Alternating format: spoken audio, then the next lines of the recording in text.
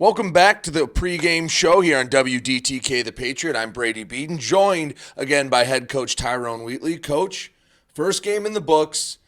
Got off to a slower start, especially in the first half, but I think there were some positives to take out of it. After you looked at the film and really got a second chance to look over everything, what did you see in the Slippery Rock game? Well, didn't really need to see the film because I was there. It was one of those. It's a little bit of everything. First game, overzealous. Offensively, I guess guys, just really wanted to quote unquote pay back Slippery Rock instead of just settling in and just playing football. But at the end of the day, we played hard. The guys gave us everything that they had, and that was one thing you can come out and just say you're proud of them for that, right? They worked really hard, and it showed. It showed. But like you said, it came out a little slow on the offensive end. We had several, just mental errors on the offensive side of the ball, which slowed us down, that kept us from, advancing the first downs and putting the ball in the end zone, or even giving us extra point. But however, we just got to settle in, and they did that in the second half. So when they settled in, who were some guys that you thought stepped up that made the difference, that when they played well, you noticed the offense played better? I wouldn't say it was just one person. It became all 11. So I'll give a guy, a notable, but he didn't show up in your stats, and that's right. Darren King. He played every snap, but he went out and he blocked hard. Didn't show up in the stat book, but he played well. He played hard. He blocked. He did what was asked of him. Ball didn't come his way, but you know what? We always say it takes all 11, and he did his part of the 1-on-1 11. So, Blake Buster, he once he settled in, he played really well.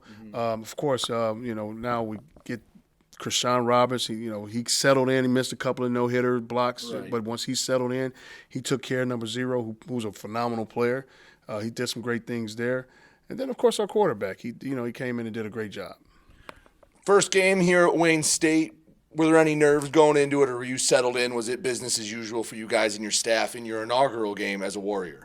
I think it was business as usual. I think we were more excited to see the product.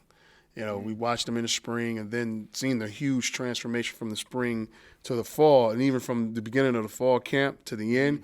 I think we were more excited. I don't think it was nerves. We was just like, we want to see these guys play. And that's where it was for me. I just wanted to see them play. All right, you get to have your home debut. Missouri S&T comes to town.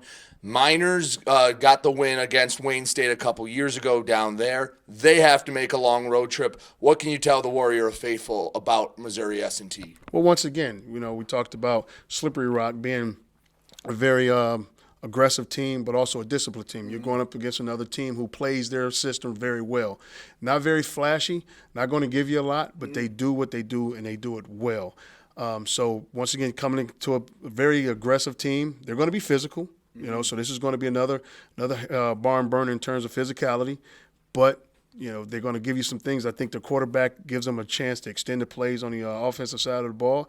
I mean, he's a little magician over there. He'll pull a trick or two out the hat, but I was just hoping that one of these days we can, foil the trick and discover it and, make it better for us. And then defensively, playing defensively, they're bend but don't break. 3-4 up front, aggressive linebackers. They're going to give you some shell on the back end, and we just have to be able to take what we can get and don't get bored with it. The old cliche is the biggest improvement is from week 1 to week 2 in any given season. Where do you guys need to make the improvements so you come out on top against S&T? Well, clean up the sloppiness. We had 11 penalties for 170, I think 175 or 76 yards. We can clean those up. That'd be great. Also don't put which goes along with the penalties. Don't put the offense in where we have to go a long field. 90 yards, that's hard. That's hard for any offense.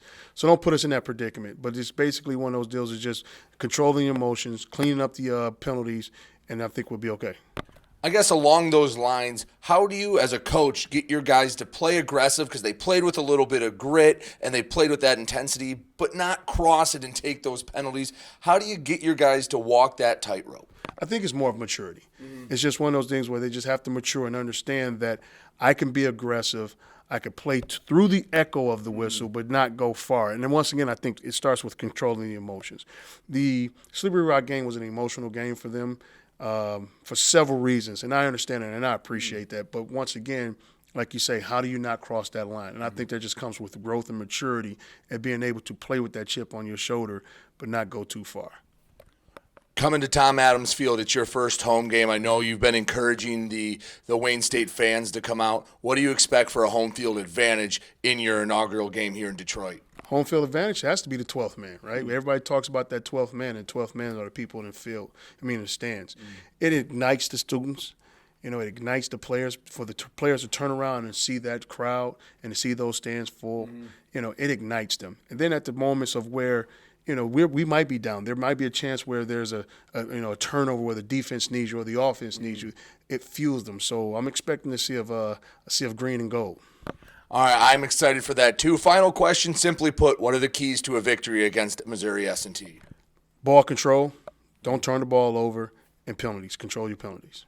Coach, thank you very much, and good luck against the Miners. Oh, thank you very much. He's head coach Tyrone Wheatley. I'm Brady Beedon, and we'll have more for you after this on WDTK The Patriot.